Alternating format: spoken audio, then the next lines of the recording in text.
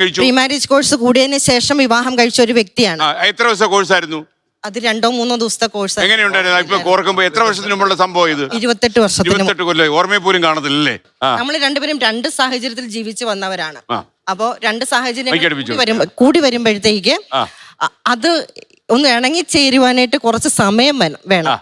ഒരു ചെടി നട്ട് കൊണ്ടുപോയിട്ട് പിടിപ്പിക്കണമെങ്കിൽ അതിന് വെള്ളം ഒഴിച്ച് അതിനെ കുറെ പരിചരിച്ചെങ്കിൽ മാത്രമേ അതിന് വളരാൻ സാധിക്കത്തുള്ളൂ. അപ്പൊ ഈ ഒരു സമയം ഒരിക്കലും ആരും സമൂഹം കുടുംബം ഇതൊന്നും ആർക്കും കൊടുക്കാറില്ല. നമ്മൾ പരിപൂർണത നമ്മളെക്കാളും ബെറ്റർ ആണ് നമ്മുടെ പങ്കാളി. എന്റെ സംശയം അറിയോ? 10-18 കൊല്ലമായിട്ട് അച്ഛൻ സമയം മൊത്തം കളയാ വേസ്റ്റായോ അച്ഛോ? ഇതിപ്പോ എനിക്കിതിനോട് യോജിക്കുന്നു, നിങ്ങളോട് പറയുന്നതിനോട് മുഴുവനും യോജിക്കുന്നു. Pre marriage course, MPC marriage preparation course അല്ലെങ്കിൽ ഇത് കൊടുക്കുമ്പോ ഇപ്പൊ നമ്മളൊരു മെഷീൻ വാങ്ങിക്കുമ്പോ അല്ലെങ്കിൽ ഒരു വെഹിക്കിള് വാങ്ങിക്കുമ്പോ അതിന് ഗൈഡ് ലൈൻസ് ഉണ്ട്. നമുക്ക് തോന്നിയാൽ അത് എടുത്ത് ഉപയോഗിക്കാൻ പറ്റില്ല.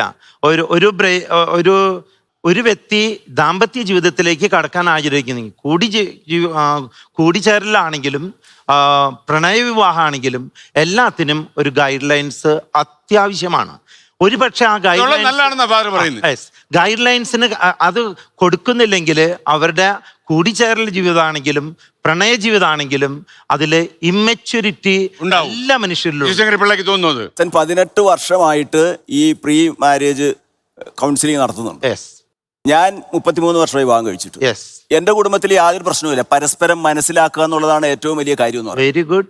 കുടുംബ കോടതികൾ നിലവിൽ വന്നത് 984 മുതൽ 2011 വരെയുള്ള കാലങ്ങളിലാണ് പല സ്റ്റേറ്റുകളിലായിട്ട് കുടുംബ കോടതി വന്നത്. 35 ഈ കൗൺസിലിംഗ് കൊണ്ട് എന്ത് ഗുണമുള്ളത്? 3050 പേര് 14-ാമത്തെ വയസ്സിൽ പണ്ട് വിവാഹം കഴിച്ചവരുണ്ടെങ്കിൽ ഇന്ന് 27 വയസ്സായി എന്റെ മകൾക്ക് വിവാഹം കഴിക്കുന്നില്ല. എന്താ കാരണം?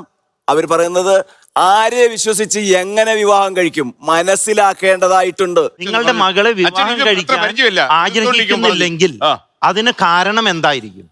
അതിന് കാരണം എന്താ വെച്ചാൽ ഈ സമൂഹത്തിൽ നടക്കുന്നത് തന്നെ കാരണം. School is family. അച്ഛൻ പറഞ്ഞു റോൾ മോഡൽ ആയിട്ടുള്ള അച്ഛനും അമ്മയുമാണ് ഏറ്റവും വലിയ ട്രെയിനർ. അങ്ങനെയാണ് പിന്നെ നിങ്ങൾ ട്രെയിനിങ് സെന്റർ ഇട്ടുണ്ടല്ലോ. ആവശ്യമില്ല. അച്ഛനും അമ്മയും ട്രെയിനിങ് ചെയ്താൽ പോരെ? ബേബി സെന്ററിൽ പഠിപ്പിച്ചാൽ മതി.